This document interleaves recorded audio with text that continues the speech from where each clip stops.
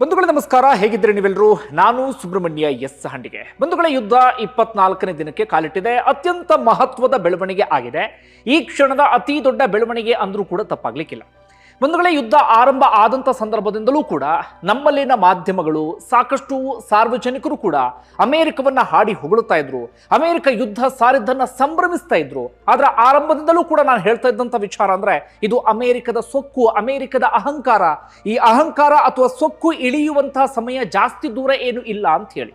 ಯಾಕಂದ್ರೆ ಅಮೆರಿಕ ಇಡೀ ಜಗತ್ತನ್ನ ಹಿಡಿತದಲ್ಲಿ ಇಟ್ಕೊಳ್ಳುವಂತ ಪ್ರಯತ್ನವನ್ನು ಪಡುತ್ತೆ. ಈ ಕಾರಣಕ್ಕಾಗಿ 80ಕ್ಕೂ ಅಧಿಕ ದೇಶಗಳಲ್ಲಿ ತನ್ನ ಸೇನಾ ನೆಲೆಯನ್ನು ಹೊಂದಿದೆ. ಪ್ರತಿ ದೇಶಗಳ ವಿಚಾರದಲ್ಲೂ ಕೂಡ ಮೂಗು ತೂರಿಸುವಂತ ಕೆಲಸವನ್ನ ಮಾಡುತ್ತೆ. ಅಂತಿಮವಾಗಿ ಈ ಹಿಂದೆ ಪ್ರೆಡಿಕ್ಟ್ ಮಾಡಿದ ರೀತಿಯಲ್ಲಿಯೇ ಅಮೆರಿಕದ ಸೊಕ್ಕು ಅಥವಾ ಅಮೆರಿಕದ ಅಹಂಕಾರ ಇಳಿದ ರೀತಿಯಲ್ಲಿ ಕಾಣಿಸ್ತಾ ಇದೆ.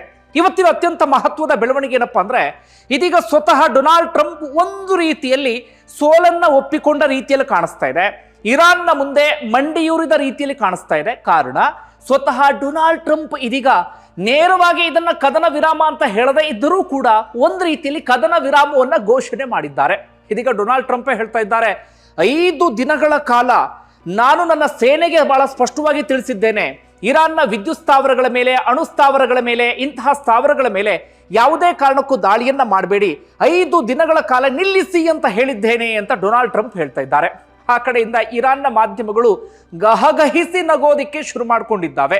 ಇದಕ್ಕಿಂತ ಡೊನಾಲ್ಡ್ ಟ್ರಂಪ್ಗೆ ಇನ್ನೊಂದು ಅವಮಾನದ ವಿಚಾರ ಇರೋದಿಕ್ಕೆ ಸಾಧ್ಯವೇ ಇಲ್ಲ. ಹಾಗಾದ್ರೆ ಇಂಥದೊಂದು ಬೆಳವಣಿಗೆ ಯಾಕಾಯ್ತು? ಇವತ್ತು ಆದಂತ ಪ್ರಮುಖ ಡೆವಲಪ್ಮೆಂಟ್ಸ್ ಏನು? ವಿಸ್ತೃತವಾಗಿ ಒಂದಷ್ಟು ವಿವರವನ್ನ ನಾವೆಲ್ಲರೂ ಕೂಡ ಈ ವಿಡಿಯೋದಲ್ಲಿ ಗಮನಿಸ್ತಾ ಹೋಗೋಣ. ಬಂಧುಗಳೇ, ನಾನು ಆರಂಭದಲ್ಲಿ ಹೇಳಿದಾಗ 24ನೇ ದಿನಕ್ಕೆ ಕಾಲಿಟ್ಟಿದೆಯಾ. ಇದರ ನಡುವೆ ಒಂದು ಪ್ರಮುಖ ಬೆಳವಣಿಗೆ ಆಗಿತ್ತು. ಹರ್ಮುಜ್ ಜಲಸಂಧಿಯನ್ನ ಇರಾನ್ ಕ್ಲೋಸ್ ಮಾಡುವ ಮೂಲಕ ಇಡೀ ಜಗತ್ತಿನ ಮೇಲೆ ಒತ್ತಡ ಹೇರುವಂತ ತಂತ್ರವನ್ನು ಅನುಸರಿಸಿತು. ಅವರದ್ದು ಯುದ್ಧ ತಂತ್ರ. ಅದೇ ರೀತಿಯಾಗಿ ತೈಲ ತಲ್ಲಣವನ್ನ ಇಡೀ ಜಗತ್ತಿನಲ್ಲಿ ಸೃಷ್ಟಿ ಮಾಡುವಲ್ಲಿ ಯಶಸ್ವಿಯಾದ್ರು. ಡೊನಾಲ್ಡ್ ಟ್ರಂಪ್ ಇದನ್ನು ನಿರೀಕ್ಷೆ ಮಾಡಿರಲಿಲ್ಲ. ಇರಾನ್ ಇಂಥದೊಂದು ಯುದ್ಧ ನೀತಿಯನ್ನು ಅನುಸರಿಸಬಹುದು ಎನ್ನುವಂತ ರೀತಿಯಲ್ಲಿ ಸಹಜವಾಗಿ ಜಾಗತಿಕ ಮಟ್ಟದಲ್ಲಿ ಒತ್ತಡ ಜಾಸ್ತಿ ಆಗೋದಕ್ಕೆ ಶುರುವಾಯಿತು. ತೈಲದ ಅಭಾವ, ತೈಲದ ಸಮಸ್ಯೆ ಇಡೀ ಜಗತ್ತಿನಲ್ಲಿ ಉಂಟಾಯಿತು. ನಿಮ್ಮೆಲ್ಲರಿಗೂ ಕೂಡ ಗೊತ್ತಿರುವಂತ ವಿಚಾರ. ಕೊನೆಯದಾಗಿ ಡೊನಾಲ್ಡ್ ಟ್ರಂಪ್ ಏನ್ ಮಾಡ್ತಾರೆ ಅಂದ್ರೆ, ಇರಾನ್ಗೆ ಹೆದರಿಸುವಂತ ಕೆಲಸ ಅಥವಾ ಬೆದರಿಸುವಂತ ಕೆಲಸವನ್ನ ಮಾಡ್ತಾರೆ. ಏನಂತ, ನಿಮಗೆ 48 ಗಂಟೆಗಳ ಕಾಲ ಟೈಮ್ ಕೊಡ್ತೀನಿ ನಾನು, ಅಷ್ಟರೊಳಗಾಗಿ ಹರ್ಮುಜ್ ಜಲಸಂಧಿಯನ್ನ ನೀವೇನಾದ್ರೂ ರಿಲೀಸ್ ಮಾಡಿಲ್ಲ ಅಂತ ಆಗ್ಬಿಟ್ರೆ ನಿಮ್ಮ ವಿದ್ಯುತ್ ಸ್ಥಾವರಗಳು ಒಂದೂ ಇರೋದಿಲ್ಲ, ನೀವು ಕತ್ತಲೆಯಲ್ಲಿ ಕಾಲ ಕಳೆಯುವಂತ ಪರಿಸ್ಥಿತಿ ಬಂದ್ಬಿಡುತ್ತೆ ನೋಡಿ ಎನ್ನುವಂತ ರೀತಿಯಲ್ಲಿ ಡೊನಾಲ್ಡ್ ಟ್ರಂಪ್ ಹೇಳಿಬಿಡ್ತಾರೆ. ಆದ್ರೆ ಇರಾನ್ ಇದಕ್ಕೆ ಸೊಪ್ಪು ಹಾಕುತ್ತಾ ಇಲ್ಲ. ಇರಾನ್ ಅದಕ್ಕೆ ಪ್ರತಿಕ್ರಿಯೆಯನ್ನು ಕೊಡೋದಕ್ಕೆ ಶುರು ಮಾಡ್ಕೊಳ್ಳುತ್ತೆ. ನೀವೇನಾದ್ರೂ ನಮ್ಮ ವಿದ್ಯುತ್ ಸ್ಥಾವರವನ್ನ ಮುಟ್ಟಿ ನೋಡಿ, ಸುತ್ತಮುತ್ತ ಗಲ್ಫ್ ರಾಷ್ಟ್ರಗಳು ಇದ್ದಾವಲ್ಲ, ಅವರದ್ದು ಕೂಡ ವಿದ್ಯುತ್ ಸ್ಥಾವರಗಳು, ಜಲಸ್ಥಾವರಗಳು ಎಲ್ಲವೂ ಕೂಡ ಇದ್ದಾವೆ.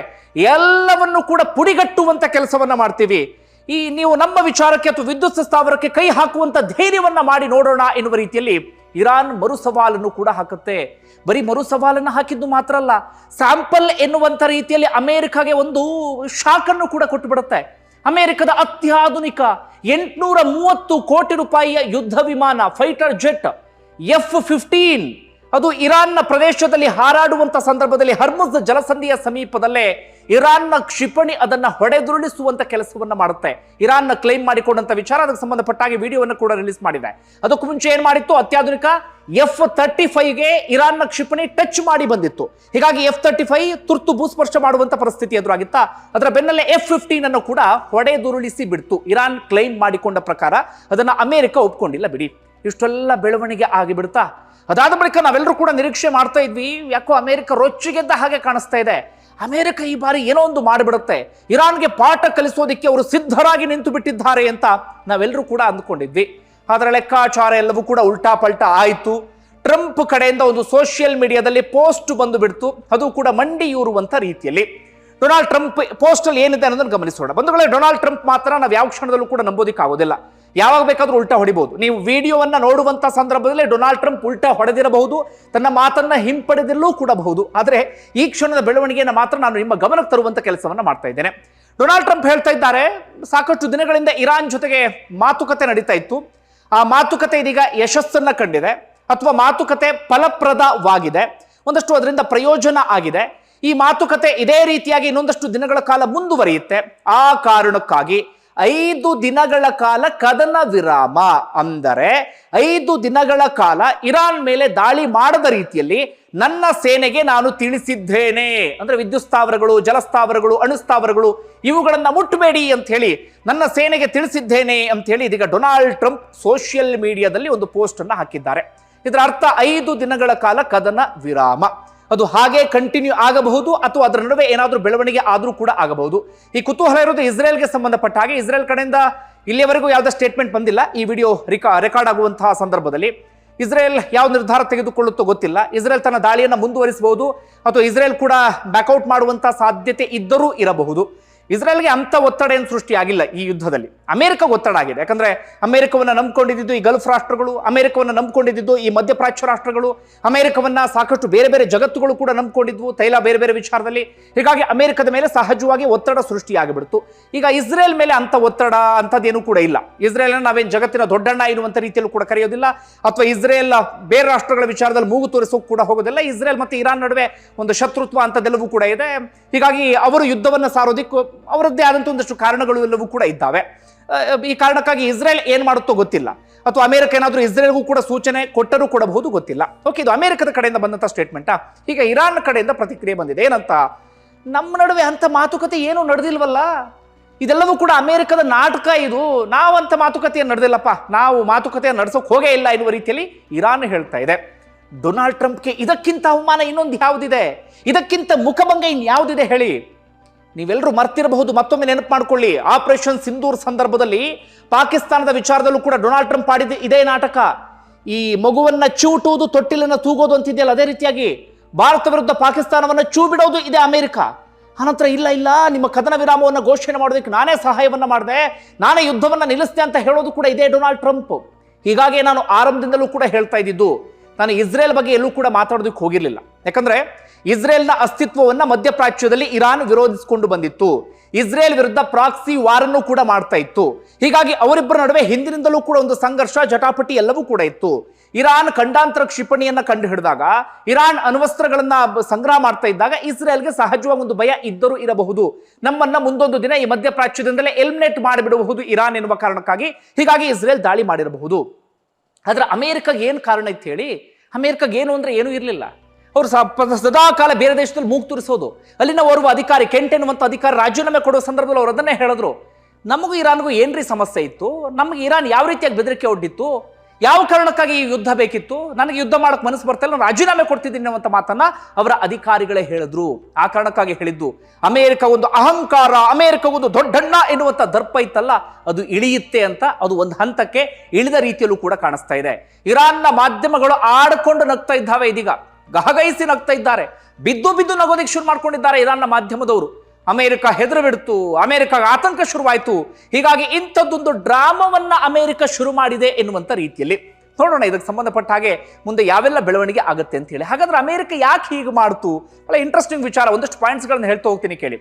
ಬಂಧುಗಳೇ, ಒಂದು ಏನಾಯ್ತು ಅಂದ್ರೆ ಅಮೆರಿಕ ಇರಾನ್ನ ಶಕ್ತಿಯನ್ನ ಅವರು ಅಂದಾಜು ಮಾಡಿರಲಿಲ್ಲ. ಇದು ನಾನು ಹೇಳ್ತಾ ಇರೋದಲ್ಲ, ಸ್ವತಃ ಡೊನಾಲ್ಡ್ ಟ್ರಂಪ್ ಹೇಳಿದಂಥ ಮಾತು. ಇತ್ತೀಚೆಗೆ ಒಂದು ಹೇಳಿಕೆಯನ್ನು ಕೊಟ್ಟರು, ಇರಾನ್ನ ಶಕ್ತಿಯನ್ನು ನೋಡಿ ನಮಗೆ ಶಾಕ್ ಆಗಿ ಬಿಡ್ತು ಎನ್ನುವಂಥ ರೀತಿಯಲ್ಲಿ. ಅವ್ರ ಹತ್ರ ಸಾಕಷ್ಟು ಮಿಸೈಲ್ಸ್ಗಳಿದ್ದಾವೆ, ಸಾಕಷ್ಟು ಡ್ರೋನ್ಸ್ಗಳಿದ್ದಾವೆ ಅಂತ ಹೇಳಿ. ಇರಾನ್ ಏನ್ ಮಾಡಿತ್ತು ಅಂದ್ರೆ 1980ರಿಂದಲೂ ಕೂಡ ಮಿಸೈಲ್, ಡ್ರೋನ್ಸ್ ಇದರ ತಯಾರಿಯಲ್ಲಿ ನಿರತವಾಗಿತ್ತು. ಯುದ್ಧಕ್ಕೆ ಸದಾಕಾಲ ಸಿದ್ಧವಾಗಿತ್ತು. ಚೀಪ್ ರೇಟಲ್ಲಿ ಅವರು ಡ್ರೋನ್ಗಳು, ಮಿಸೈಲ್ಸ್ಗಳು ಎಲ್ಲವನ್ನೂ ಕೂಡ ರೆಡಿ ಮಾಡಿ ಇಟ್ಟುಕೊಂಡಿದ್ದರು. ಹೀಗಾಗಿ ಡೊನಾಲ್ಡ್ ಟ್ರಂಪ್ ಅಂದಾಜೆಲ್ಲವೂ ಕೂಡ ಉಲ್ಟಾ ಪಲ್ಟಾ ಆಯಿತು. ನೋಡ್ತಾ ಇದ್ದ ಹಾಗೆ 2 ದಿನದಲ್ಲಿ ಮುಗಿದು ಹೋಗಬೇಕಾದಂಥ ಯುದ್ಧ ಇವತ್ತು 24ನೇ ದಿನದವರೆಗೂ ಕೂಡ ಬಂತು. ಅವ್ರ ಕಡೆಯಿಂದ ನಿರಂತರವಾಗಿ ಡ್ರೋನ್ಸ್, ಅವ್ರ ಕಡೆಯಿಂದ ನಿರಂತರವಾಗಿ ಮಿಸೈಲ್ಸು ಎಲ್ಲವೂ ಕೂಡ ಬ್ಯಾಕ್ ಟು ಬ್ಯಾಕ್ ಬರೋದಕ್ಕೆ ಶುರುವಾಗಿಬಿಡ್ತು.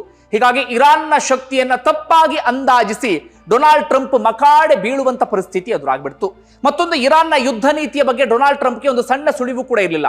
ಇದು ಕೂಡ ಸ್ವತಃ ಡೊನಾಲ್ಡ್ ಟ್ರಂಪ್ ಹೇಳಿದ್ದು ಮಾತು, ನಾನು ಹೇಳ್ತಾ ಇಲ್ಲ. ಇದು ಡೊನಾಲ್ಡ್ ಟ್ರಂಪ್ ಈ ರೀತಿಯಾಗಿ ಹೇಳ್ತಾರೆ, ಈ ರೀತಿ ಮಾಡ್ತಾರೆ ಅಂತ ನಾವು ಅಂದ್ಕೊಂಡಿರಲಿಲ್ಲ ಅಂತ. ಏನು, ನೆರೆಹೊರೆಯ ರಾಷ್ಟ್ರ, ಗಲ್ಫ್ ರಾಷ್ಟ್ರಗಳ ಮೇಲೆ ದಾಳಿ ಮಾಡಿಬಿಡುತ್ತೆ ಇರಾನ್, ಮಧ್ಯಪ್ರಾಚ್ಯ ರಾಷ್ಟ್ರಗಳ ಮೇಲೆ ದಾಳಿ ಮಾಡಿಬಿಡುತ್ತೆ. ಕಾರಣ ಅಲ್ಲೆಲ್ಲ ಕಡೆಗಳದ್ದು ಕೂಡ ಅಮೆರಿಕ ಸೇನಾ ನೆಲೆ ಇತ್ತು.